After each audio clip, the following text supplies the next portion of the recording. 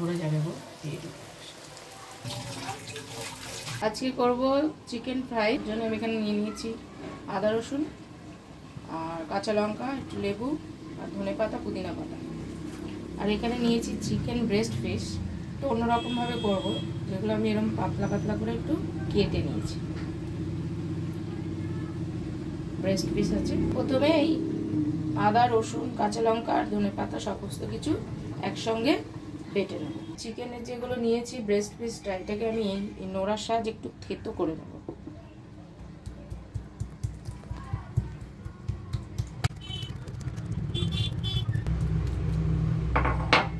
এই যে থেতো করে নিয়েছি, যাতে মশলা টশলাগুলো ভালোভাবে ঢোকে।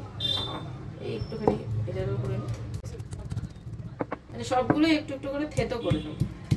চিকেন এই থেতো করা হয়ে গেছে। এবার আমি এই যে মশলাটাও রেডি করে নিয়েছি। মশলাটাকে এবার প্লেটে বের করে নেব। মশলার মধ্যে আমি দিয়ে দেবো হচ্ছে এবার একটু হালকা গোলমরিচ, নুন আর হচ্ছে লেবুর রস।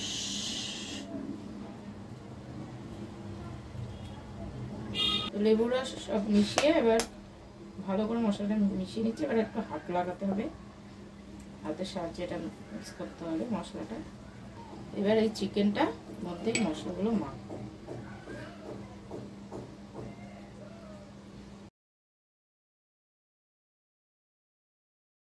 এরকম ম্যারিনেট করে মানে আমি 1 ঘন্টা মতন ফ্রিজে রেখে দেবো। এরকম ম্যারিনেট করে অনেকক্ষণই ফ্রিজে রাখা যায়, যখন করবেন তখন বের করে নিলেন ফ্রাইটা।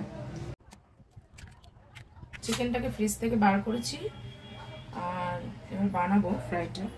এখানে 2টো ডিম নিয়েছি, এখানে আছে ব্রেড ক্রাম্ব আর এখানে নিয়েছি অল্প কর্নফ্লাওয়ার। তো ডিম দুটোকে ভালো করে ফেটিয়ে নেব। ডিমটা হয়ে গেছে। এবার আমি চিকেনের এই টুকরোটা নিলাম, নিয়ে এবার ডিমের মধ্যে ডিপ করে নেব, দিয়ে হালকা করে কর্নফ্লাওয়ার,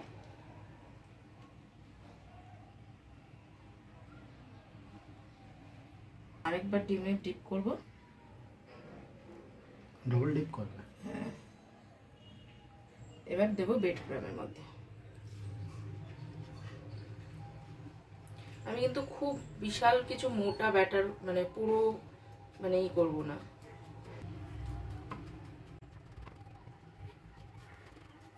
দিয়ে ফেলে দিয়ে এবার এটা রেখে দেবো।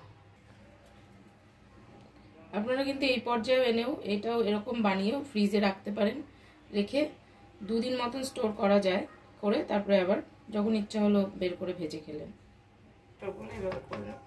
এই যে রেডি করে নিয়েছি, এবার চলুন ভাজা যাক। তেল বসিয়েছি, আমি হিটে দেবো।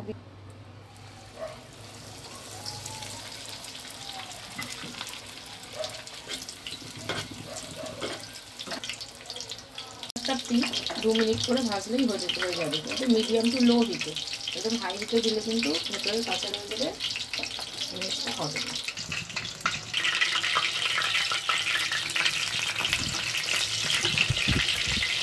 দারুণ একটা গন্ধ আসছে। এই যে 2 মিনিট করে ভেজে নিয়েছি। দেখুন খুব সুন্দর ব্রাউন কালার এসেছে। এটা হয়ে গেছে, নামিয়ে দেবো।